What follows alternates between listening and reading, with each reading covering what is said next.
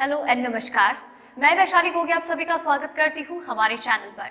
दोस्तों, हाल फिलहाल में कोरोना वायरस महामारी ने हर किसी की सरदर्दी बढ़ा दी है। इसी के साथ ही इसने नए नए तरीके से म्यूटेट करना भी शुरू कर दिया है। ब्रिटेन में इसका म्यूटेशन सामने आया है और अब वापस से उसने म्यूटेट कर दिया है, जो कि सिमिलर है अफ्रीका और ब्राजील में पाए गए वायरस से। इसी के साथ ही देश भर में और दुनिया भर में वैक्सीनेशन शुरू हो चुका है। इसके अलावा नए स्ट्रेन से लड़ने के लिए वैज्ञानिक और डॉक्टर्स नई वैक्सीन के ऊपर काम करने में भी लग चुके हैं।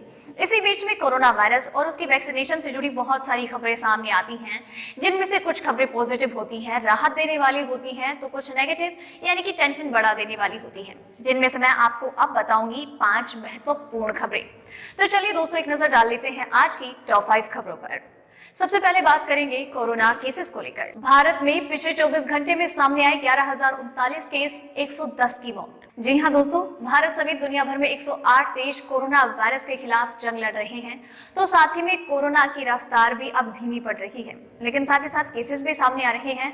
और भारत में पिछले 24 घंटे में 11,039 केस सामने आए हैं, तो वहीं 110 लोग इस वायरस के खिलाफ अपनी जान की जंग हार चुके हैं, जिसके साथ ही कुल मृतकों की संख्या 1,54,596 हो गई है।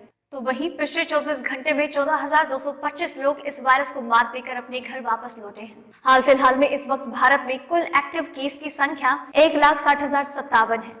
भारत का रिकवरी रेट 97.08% है और भारत का पॉजिटिविटी रेट 1.49% है और डेथ रेट 1.43%। दूसरी अपडेट, रांची में मेदांता के एक हॉस्पिटल स्टाफ की मौत। 2 दिन पहले लगा था कोरोना का टीका।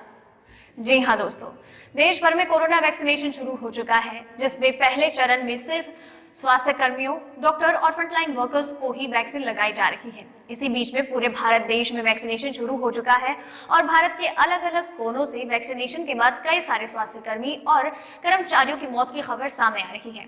अब इस बीच में रांची में मेदांता में भी एक कर्मचारी की वैक्सीनेशन के 2 दिन के बाद मौत हो गई है। जी हाँ दोस्तों, मृत कर्मचारी की पहचान मनु पाहन के तौर पर हुई है और वो मेदांता में एंडोस्कोपी डिपार्टमेंट में काम कर रहे थे। इसी के साथ ही उनकी मौत के कारणों का पता नहीं चला है।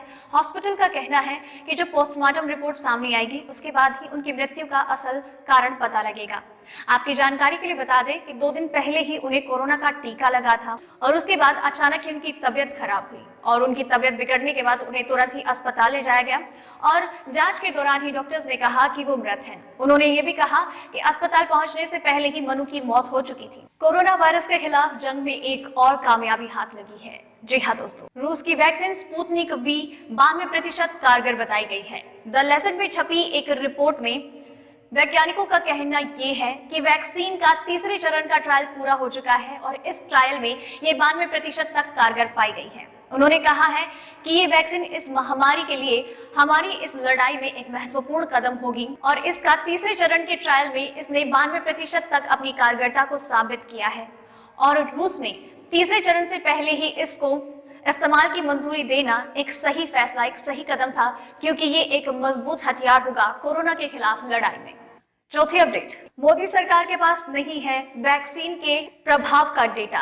अश्विनी चौबे ने लोकसभा में कहा। केंद्रीय स्वास्थ्य राज्य मंत्री अश्विनी चौबे ने लोकसभा में कहा कि कोविशील्ड और कोवैक्सीन का कोविड-19 के नए स्ट्रेन पर प्रभाव का डेटा हमारे पास उपलब्ध नहीं है।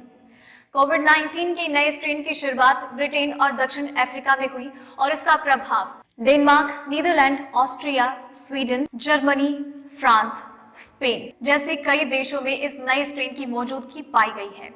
अब ऐसे में लोकसभा में एक लिखित सवाल पूछा गया कि क्या कोरोना वायरस के इस नए स्ट्रेन पर भारत की वैक्सीन कारगर है।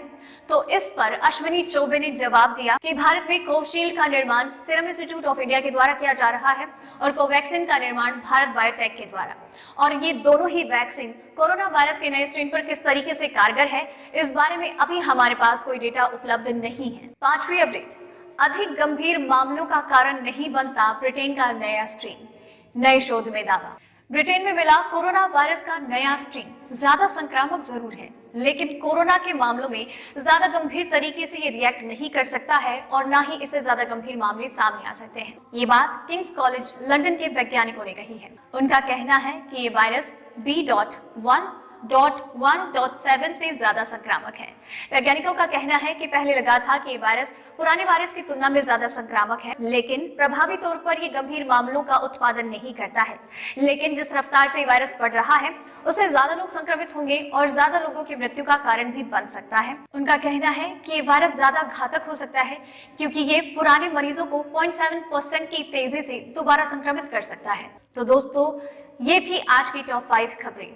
उम्मीद करती हूँ आपको पसंद आई होगी और आपके लिए इसी तरीके से हर रोज रात 8 बजे कोरोना वायरस और उसकी वैक्सीनेशन से जुड़ी 5 महत्वपूर्ण खबरें यूं ही लेकर आती रहूंगी। आप चैनल के साथ बने रहिए, चैनल को सब्सक्राइब कीजिए। आप इन खबरों के बारे में अपने विचार हमसे साझा जरूर कीजिएगा और इसके अलावा आपके मन में कोई और सवाल हो तो आप हमें वो कमेंट सेक्शन में पूछ सकते हैं। आप इसी तरीके से चैनल के साथ बने रहिए, चैनल को सब्सक्राइब कर लीजिए। धन्यवाद।